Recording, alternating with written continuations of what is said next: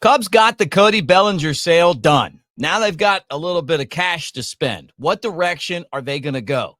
A lot of us feel like help in the bullpen is what they need. Could that be Jeff Hoffman, the Phillies free agent, and stud reliever? We're going to get into that.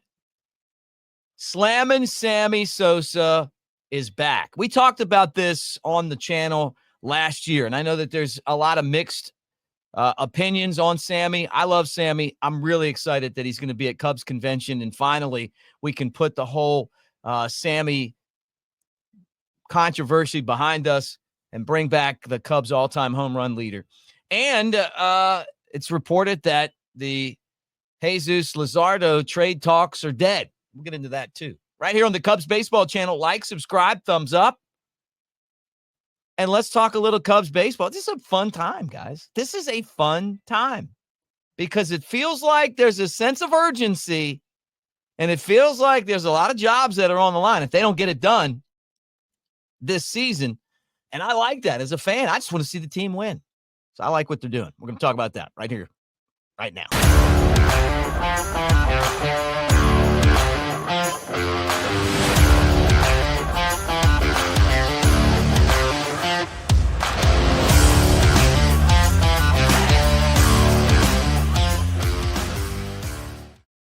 What do you say? What do you say, everybody? Thanks for hanging out with us here on the Cubs Baseball channel. Mick Gillespie at Broadcaster Mick on the socials.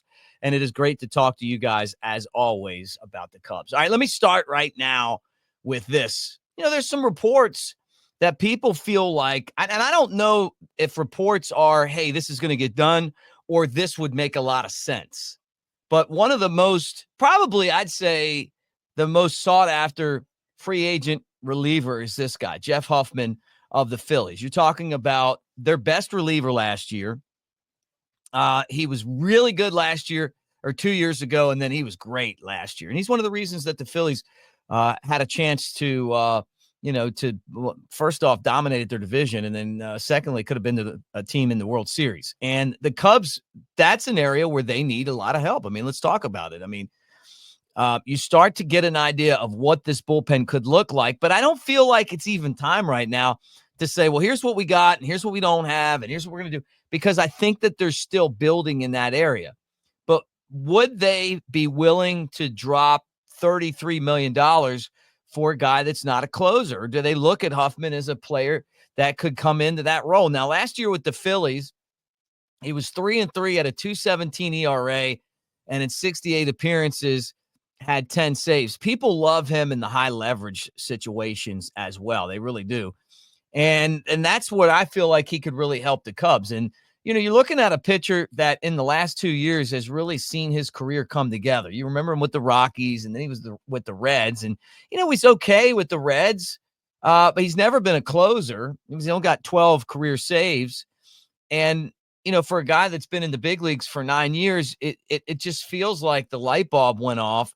Maybe towards the end of his time with the Reds, and then definitely with the Phillies, where maybe that's a risk that you take. But $33 million for a reliever, that's a lot of money when you're not talking about, you know, banging out a ton of saves. Although some of those guys, the really good closers, are, you know, they can get paid up to $100,000. So his market values, it's high, and obviously the price is high. Would the Cubs go in this direction? Would they want to put that type of, you know, those type of resources into a reliever when, you know, you probably still would need a closer? And that's, you know, and that's the question I have. But I like the fact that we're talking about a lot of the best relievers that are available, and some guys that are even on other teams as potential trade targets or free agents that they're signing. And with the Cody Bellinger money available, you know, maybe this is a guy that you could go out and make a move for, you know. So and I'm not talking about 1 year $33 million. It'd be a 3-year $33 million deal, which is still a lot for a reliever. But look, if he continues what he did for the Phillies with the Cubs, he would be a huge piece in the bullpen. All right, second thing is something that we talked a lot about when we started this channel. We wanted to see this happen, and it has happened. Finally, Sammy Sosa is returning to the Cubs. Now, I'm going to give both sides of this. Okay. He used steroids, plain and simple. And I think that the Cubs just wanted him to acknowledge it and apologize. And it got to the point where it was contentious for a little while. And then you start to look at life and how short life is. And you go, hey, can we just work this out? Because a lot of us have so many fond memories of slamming Sammy Sosa in his days with the Cubs. And some, I know the way he left wasn't great, but I'm telling you, I watched a ton of games with him in the outfield for the Cubs. And I loved him. I mean, just loved Sammy. The home run chases and all that. And I get it, the steroids and all. I'm not a fan of the steroids, but that's what was going on in that time.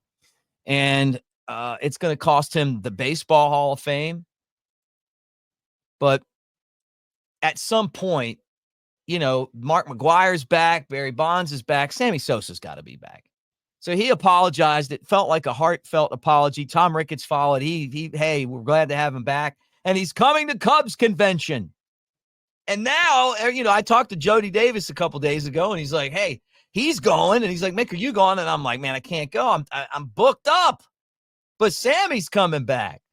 Man, I want to go. So you guys that are going to Cubs convention, I'm so jealous of you. And I'm glad that Sammy's back. I just am. So we all make mistakes. It's part of life. And I'm not too big to say, hey, I forgive him. I wasn't really even that mad at him. But I'm glad that they got this worked out, because it really will be cool to see Sammy Sosa back. And I know a lot of those guys that do the 400 thing, they have had him around and stuff, which is pretty cool.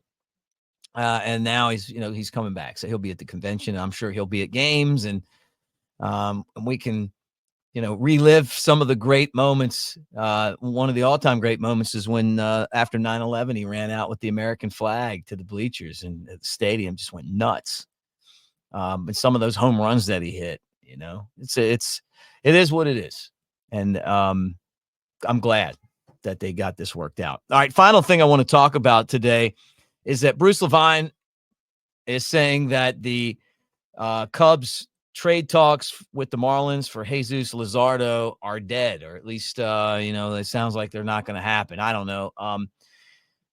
Luzardo is often hurt, but when he's healthy, he's great. I think the Marlins would be an easy trade partner because of the Cubs and their assets. You never know if things are dead or alive. I don't think that the trade talks are ever dead per se, but I think that trade talks get cold.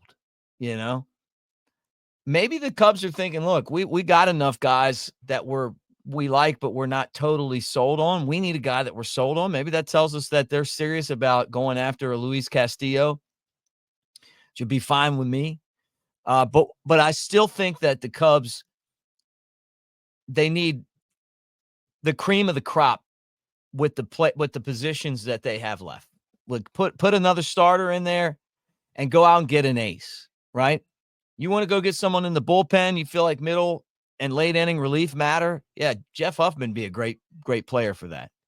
And it feels like the Cubs are kind of in that spot now where they know what they need, and they're going to try to get it any way they can. And you can look at the deals that they've made as a sense of urgency.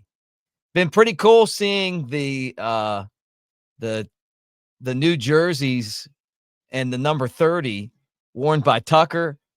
It's going to be fun to see him and in Wrigley. Cubs could still make a deal you're still hearing kind of that there's a chance that maybe they trade Seiya Suzuki if he doesn't want to DH. We'll see what happens there. And I still don't think that it's a done deal that they don't trade Nico. So there's a lot of stuff going on here, and I don't believe that that they're done talking to the Marlins about Luzardo unless he's hurt. I think that I think these things kind of go in waves. Maybe it's cool now, but maybe it picks up later, because I think the Marlins would want to do a deal with the Cubs and get some of those young prospects as they try to rebuild their organization. And the Cubs have some really good players. But anyway, that's where we are right now. Thanks for hanging with us on the Cubs Baseball channel. Like, subscribe, thumbs up. You know the drill. But thank you guys so much. And, hey, man, have a fantastic – I hope you're having a great Hanukkah to my Jewish friends. And Merry Christmas to the Christian friends and everyone else. Happy holidays. Can't wait for tomorrow because I just feel like every time you turn around, something fun's happening with this team and this organization. And it makes being a Cubs fan exciting. Go Cubs.